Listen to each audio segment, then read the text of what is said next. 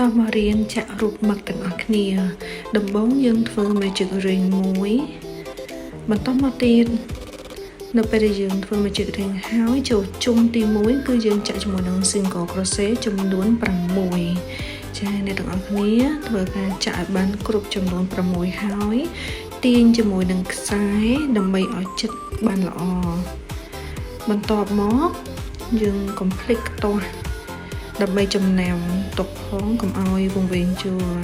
លជុំទី2យើងចាក់ជាមួយនឹង increase សម្រាប់ increase នឹងគឺហៅអក្សរកាត់ INC ចំនួន12មានន័យថានៅក្នុងមួយប្រឡោះយើងចាក់ចំនួន2មួយប្រឡោះចាក់2មួយប្រឡោះចាក់2បន្ទាប់មកទៀតយើងធ្វើការចាក់ដល់ទីចប់ជុំទី2ហើយយើងបន្តចាក់នៅក្នុងជុំទី3ហើយកុំភ្លេចខ្ទាស់ណាអ្នកទាំងអស់គ្នាវាចាប់វង្វេងចាចូលជុំទី3គឺយើងចាក់ single crochet 1បន្ទាប់មក increase 1អញ្ចឹងសម្រាប់ single crochet គឺយើងចាក់មួយប្រឡោះមួយឯងចំណែកឯ increase គឺមួយប្រឡោះ2ចំនួន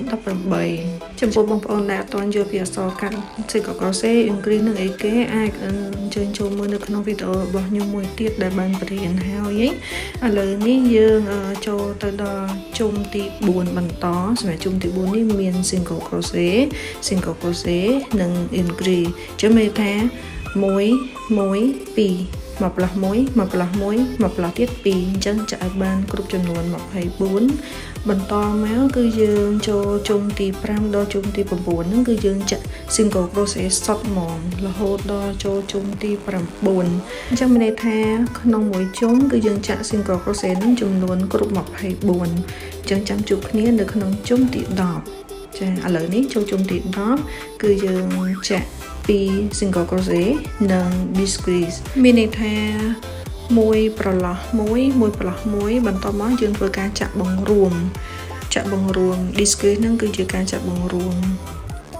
បន្តមកទៀតនៅពេលដែលយើងបញ្ចប់ជាមួយជុំទី10បន្តចូលជុំទី11សម្រាប់ចំណែកឯជុំទី11នេះគឺយើងចាក់ single crochet 1និង decrease 1ប៉ុន្តែយើងចាក់តែផ្នែកខាងក្នុងទេចាក់មួយសរសៃនៅផ្នែកខាងក្នុងដើម្បីធ្វើការបង្រួមបន្តហើយទុកផ្នែកខាងក្រៅនេះដើម្បីចាក់ជើងមឹកចាហើយជុំនេះហើយដែលយើងជិតដល់ទីបញ្ចប់ហើយយើងធ្វើការដាក់ផ្នែកឲ្យមឹកឲ្យហើយចាសម្រាប់ដាក់ភ្នែកនេះគឺគេមានកັບខាងក្នុងទៅស្រួលអត់មានលបោទេអញ្ចឹងយើងកັបឲ្យស្រួលបួទាំង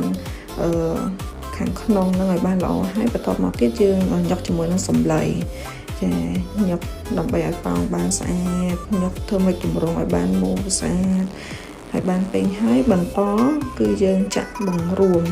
គឺយើងចាក់ decrease សុទ្ធតែម្ដងបង្រួមផ្នែកខាងក្នុងឲ្យបានជិតនៅកន្លែងដែលយើងដាក់ស្លៃហ្នឹងចាហើយយើងកាត់ហើយខ្សែហ្នឹងយើងអាចទុកសិនកុំអាយកទៅណាយើងបន្តចាក់ជាមួយនឹងជើងមឹកចាជើងមឹកនេះអ្នកទាំងអស់គ្នាអាចចាក់តាមនេះបានពីដំបូងគឺយើងចាក់កតុយកត2បន្ទាប់មកទៀតយើងចាក់double crochet ចំនួន4ហើយ